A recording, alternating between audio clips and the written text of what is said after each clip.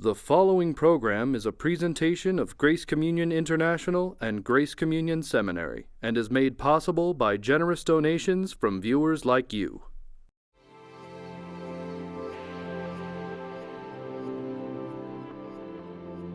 On this episode of You're Included, author and theologian Dr. Roger Newell discusses theological insights found in C.S. Lewis's fictional writing. Our host is Dr. J. Michael Fizzell. Thanks for being with us again. It's great to have you back. Now, you're working on a new book, and you're putting the final touches on it right now. Can you tell us about that? Yes, it's my concern is to try to draw out the implications of Trinitarian theology for how we read Scripture. And I found a wonderful guide in this with the writings of C.S. Lewis, and who has himself had to work through a lot of false starts of trying to respond to God. And he learned through the writings of George MacDonald and through encounters with Christians that he had sold Christianity prematurely as a not a helpful way that he had to let go of as he grew up. But he'd grown up in a rather legalistic Protestant environment in Northern Ireland, and some of his experiences there had caused him to have this attitude. But he to watch how he recovers and has his faith restored is and he's so articulate, he explains it so well, and then he applies it to the reading of literature. And I'm taking, I think, some of those lessons and trying to describe how one can recover an understanding of the grace of God, and not just a conceptual understanding, but a felt emotional congruence with the truth, which is, I think, in Lewis. And I just want to try to shed some light on that and show how a way of reading can help us to recover the meaning of what Scripture's all about. Well, anything new on C.S. Lewis is bound to be flying off the bookshelves. So we're going to look forward to reading that. Now, you deal in the book with the Chronicles of Narnia and how Lewis deals with judgment and with redemption and freedom and such issues through those stories. Yes, maybe just the central part of our faith, it has to do with the judgment of God, which is surprisingly also where we meet God's grace. And certainly this is very clearly shown in the death of Jesus on the cross, in which he, that is the judgment of the world, and yet also that is where we encounter the grace of God at its most penetrating. And how can judgment and grace, we tend to think of them as opposites. How can they come together and both convict us of our sin and also bring us healing and hope, so that we aren't simply just the victims of our failures morally and every other way. And so Lewis does I think a wonderful job of showing how the judgment of the children in the scene in the very first novel, The Lion, the Witch, and the Wardrobe, is at once a moment of extreme judgment and also a radical intervention of grace. This is something that he doesn't forget about as he gets older. And in the last novel he writes, for instance, Till We Have Faces, once again the climax of the book is you see this wonderfully talented but flawed woman who is now the queen of this old Greek city-state, who is now ready to die. She's an old woman, and she has to come to grips with her entire life and how she came to power and how she treated especially her little sister, who was a beautiful woman, and how as she has to come to terms with the fact of how she really felt she had convinced herself that she had been only loving towards her sister, but now she has to see herself as she really was, and this is part of her judgment. And this is a devastating experience when she finds the truth about how selfish her love was. This is a great theme in Lewis in his book, The Four Loves, also, how love can be ironically selfish in the way, helping people can sometimes, because we love them, can actually be very selfish. And so what happens then, she has to figure out a way face this truth. And yet the miracle of this judgment is also she's accompanied by grace. And that's the hope. And Lewis ends his written career then as a writer about this amazing juxtaposition of judgment and grace. And certainly it seems to me that if you read the Old Testament carefully and see how the Old Testament is fulfilled in the New, that this is our hope too, that the judgment of God is not mutually exclusive from the grace of God. And that's our hope. You reminded me when you were talking about how love can be misused, as it were, of another episode in one of Lewis's books, Great Divorce. The woman who rode the bus up to heaven from hell, and she's touring with everyone else, but she's the one who had devoted her whole life to just service, helping everybody in the family and doing work for them, but was always angry because they never seemed to appreciate how much she did for them and what sacrifices she made for them and so on. Her expression of love was actually negative for her and for those around her.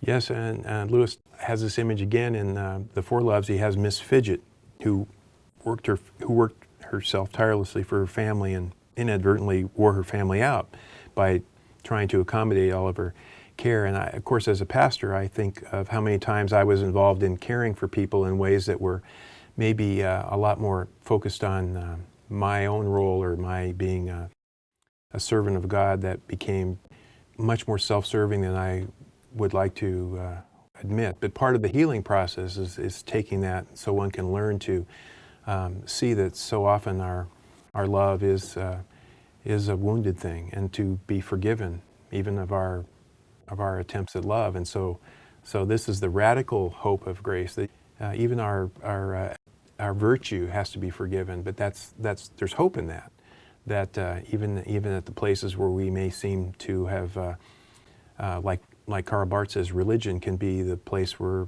human beings most fiercely resist or challenge God, but we wear religious clothing. And of course, as a professional Christian, as a minister, you wear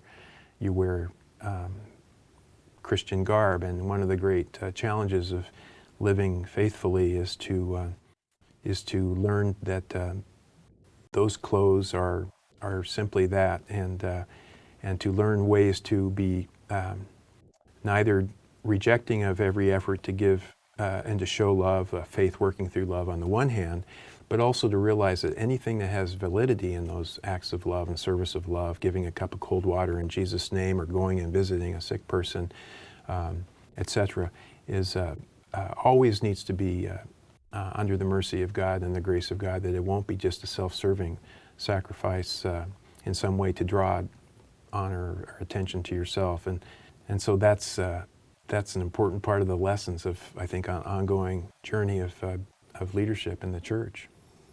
Henry Nouwen's book, Wounded Healer, gets into pastoral recognition of our own need, like Hebrews talks about the priests like ourselves who are sinners too, and accepting that, coming from that foundation as we serve and help others. And here's a place where I think Trinitarian theology is very, very therapeutic for us, just putting our lives back together, is when you begin to realize that at the very heart of who God is, that there is this perfect communion of giving and receiving of love, and that it's this equipoise of free unconditional giving, and then this free responsiveness between Father and the Son and the Spirit from all eternity, and we get to be included in that and brought into that. And that means that my service then learns not only the art of giving gracefully, but also the art of receiving gracefully. And this changes the dynamics, I think, of a pastor and his flock, a teacher and their students, and all the rest of it. So it becomes more of a communion rather than identifying love or identifying love with just one side of that equation, giving a cup of cold water in Jesus' name. But also, it's so blessed when somebody when you are thirsty and somebody gives you to drink, and you don't have to earn it. You just simply can receive it and look them in the eyes and say thank you. And sometimes our families, our children, our spouses, our congregation give us that wonderful gift if we're willing to receive it and not always having to be on the giving end. And that's a very humbling part of maturing, I think. The whole communion, being part of that relationship of Father, Son, and Spirit, totally changes the pastoral penitent or a lay relationship. And you've touched on that to some degree. I don't want to talk about this right now, and we will get to it later. You've done work with, and you're working now on political theology in Germany from the 30s up through 1989, and some of that plays into the relationship between leadership in the church and those that are being served. But before we get to that, I want to go back to the judgment scene in Lion, Witch, and Wardrobe and get you to talk about that a little bit more. Well, that's maybe the central point in the Narnia series, and probably weighing it, because when you read the four Gospels, the death of Jesus is so central, and so much focus and attention is paid to that. And it is a scene of the judgment of all humankind, and the cross is the climactic moment when the sins of the whole world are, as it were, judged. And the miracle is that is not simply just condemning the world and rejecting it, but because God did not come into the world to condemn the world, but that the world through Jesus might be saved. So in the very moment of our deepest having to come to terms with our judgment, that our sins have put Christ on the cross, He has taken our place, He has come alongside us, and He has spoken from the deepest place in our humanity this word of hope and forgiveness, so we can begin then from the very bottom of our beings to begin to live a different kind of life, a response, a genuine response of thanksgiving and gratitude for this gift. So there it is rather than like in the scene in Narnia where the little boy Edmund deserves to be killed because of his betrayal of his family. At that very point of his most vulnerability and most sure being guilty, he is rescued. There's an intervention there that only later on in the story do you realize how costly this intervention is on the part of the great lion Aslan.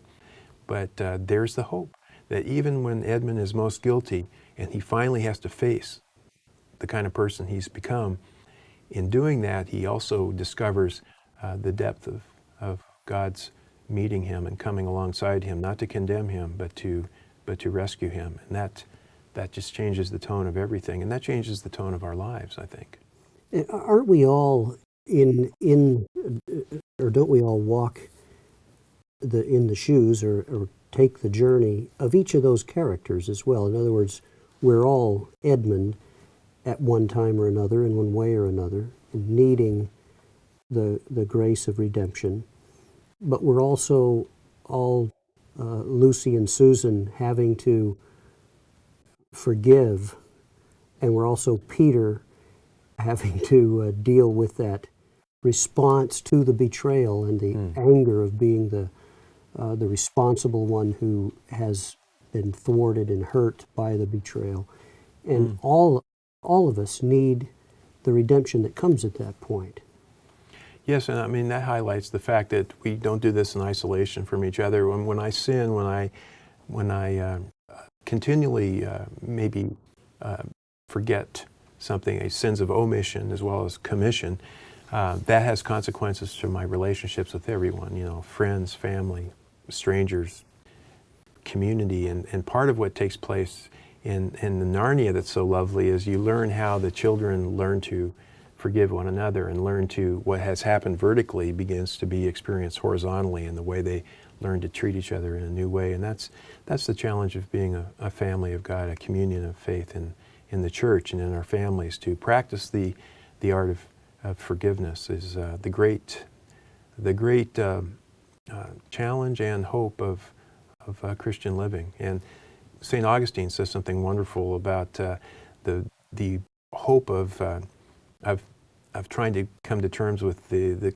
terrible challenges of even betrayal, the greatest sins. Augustine talks about how the one place where the gospel really addresses the frailty and the brokenness of people is that the church has the audacity to practice the forgiveness of sins. And that's when you hear this preached and taught and lived out, and it's a costly thing. It's not a simple thing.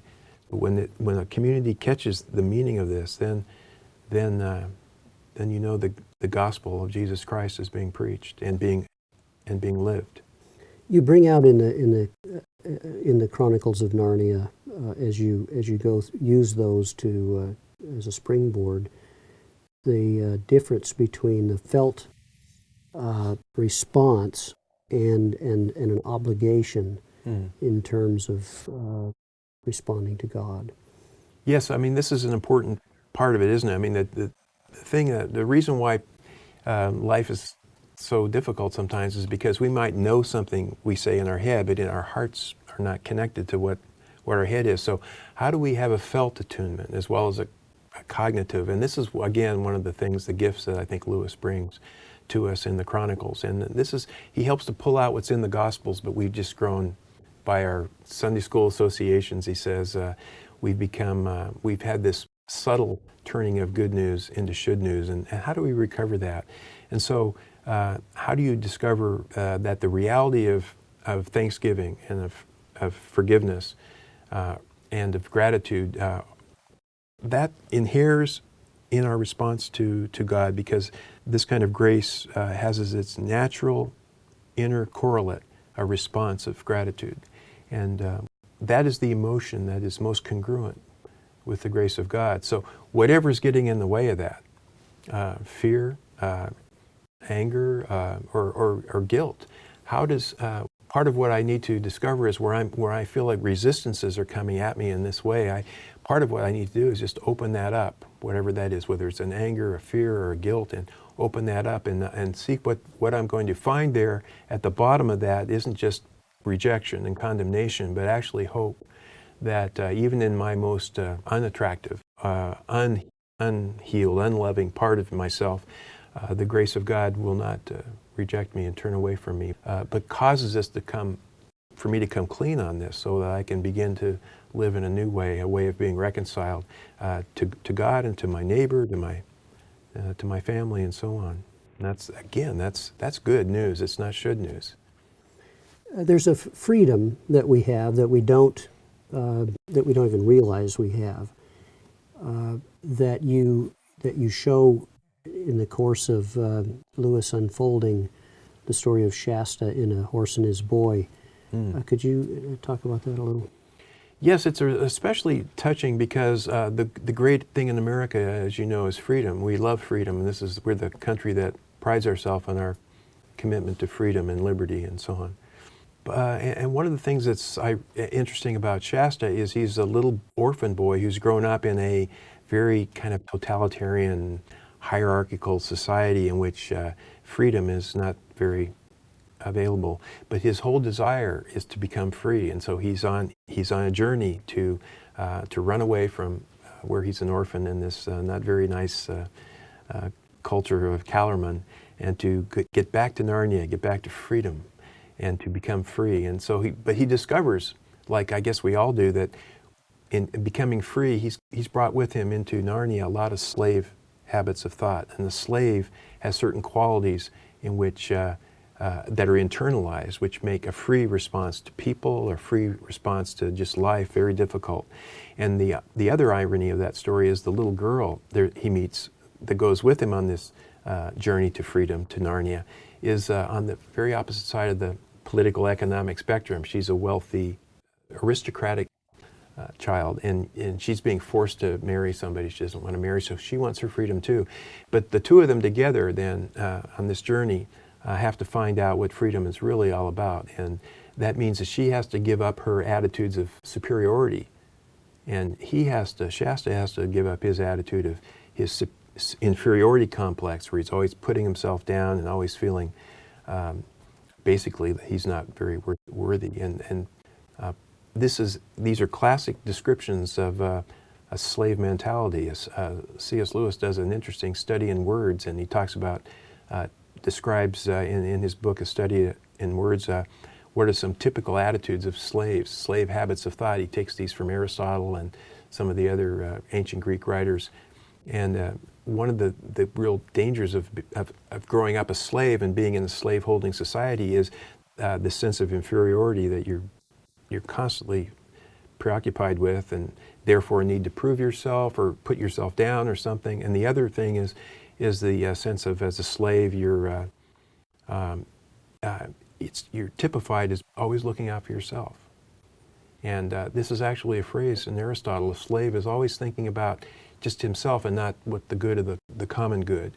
And it's interesting, the part of what Shasta has to discover and what real freedom is not just constantly what's in it for me, the angle, looking out for number one, this kind of language. That's actually a slave mentality. And part of his discovery of the freedom he has in Narnia is that he can begin to be healed of this self-preoccupation by having this deep sense of commitment to other people, and this by being bound to their welfare. And now he has a freedom to be a different kind of person, not just a person who's constantly looking for what's in it for me.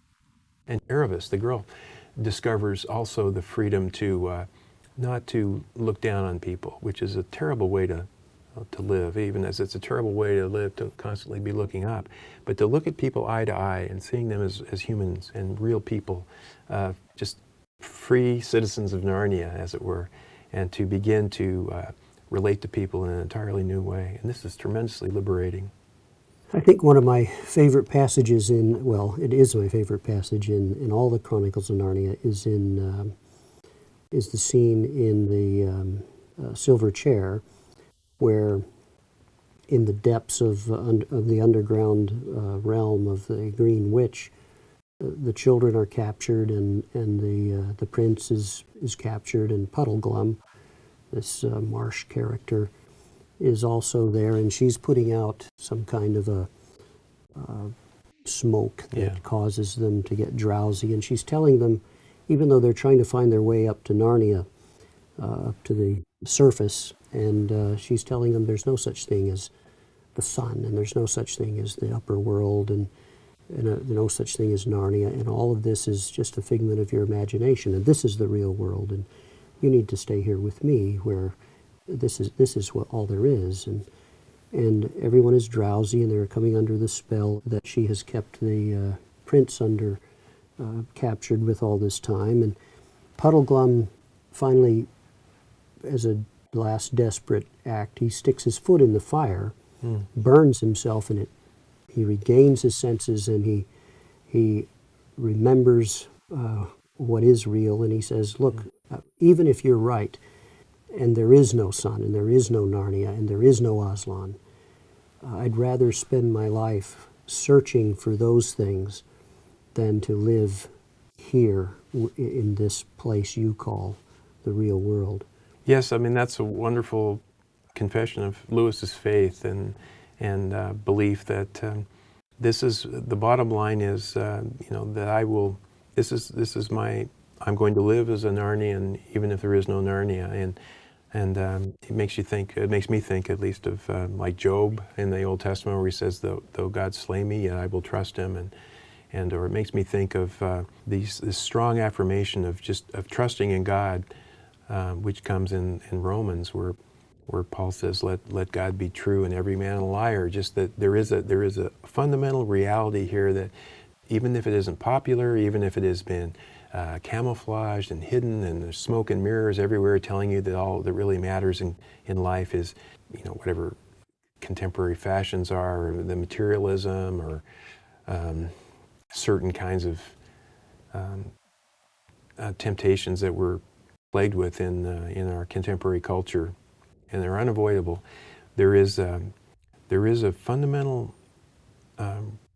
reality that pierces through all that, this is a great quote from Luther. He says, faith doesn't create God or create this reality. Faith sees what is there, seeing that which is invisible, but it's there, and faith doesn't create it. Faith is gripped by it, and this is the power of that insight of old Puddleglum, which is an insight and an experience that is very, very important for all of us. It's the midst of doubt where we need something like that to cling to hold on to, because we all, if we're honest, we all go through these periods of doubt, and where our faith becomes cloudy and misty and weak, and it isn't a static thing where I have strong faith and it just stays like that. It spikes and then it looks like the stock market seems to be today. But there is Lewis deals with that in a number of ways as we move through the Chronicles of Narnia. That's right, and I faith and doubt are not mutually exclusive. I remember Ray Anderson used to say, faith grows on the narrow ledge of doubt. He has a lovely way of expressing that. And one of the things that's very impressive about Lewis is how he continually has this deep honoring of people who ask tough questions. And one of his heroes is Puddleglum, who tends to look on the difficult, the dark side of life, but he's not going to pretend that things are okay. And you could say in the New Testament, one of our heroes of faith is Thomas, because he's not willing just to hear a feel-good story about the resurrection that isn't real. And so he says, okay, you guys sound pretty happy, you seem pretty convinced that things have worked out okay, but unless I can see, unless I can touch this risen Lord, I'm not going to, just for the sake of camaraderie or just for the sake of, everyone feeling good, to go along with this. And the beautiful thing is the disciples don't say, well, get out of here, Thomas. You're not one of us anymore, because you're being awkward here. And on the other hand, he lays down this, says, I want to be honestly a follower of Christ, and not I don't want to pretend I don't have these doubts. And so, but I don't want to leave you guys, but I'm here with you. And then it's in that context then that the risen Christ appears to Thomas, and he doesn't scold Thomas or anything. He just meets with Thomas, and then he says, blessed are those who don't have this privilege that you have, Thomas, but your questions are not bad questions, and they're the only bad questions. And when we do have doubts, I think it's just the bad side of that is when we cover them up or try to pretend. And Augustine has this wonderful prayer that we sing in some of these Taizé songs. Let not my doubts and my darkness speak to thee, Lord, but let your light shine upon them. But so we open them up. We don't hide them away. We allow them to surface, that they need God's touch also, and they need to be open. And this is the so many wonderful questions are in the Old Testament, in the New Testament. And so like even Mary, you remember we were talking about Mary last time, and Mary asked the toughest questions that anybody's ever asked about the virgin birth. She asked them, and she asked them not in a casual way, but in a very honest and heartfelt way. How can these things be? And she doesn't hide those things, and that's to her credit, and that means that she is really engaging God with her deep self, not just a superficial self. Do you have a working title for the book? Reading the Bible with C.S. Lewis. He's the dialogue partner, and he provides I think a style or a way of being receptive and open that I try to apply both to some things he addressed and then some issues that we have to deal with now in more contemporary situations, but something like that, yeah. You've been watching You're Included, a production of Grace Communion International.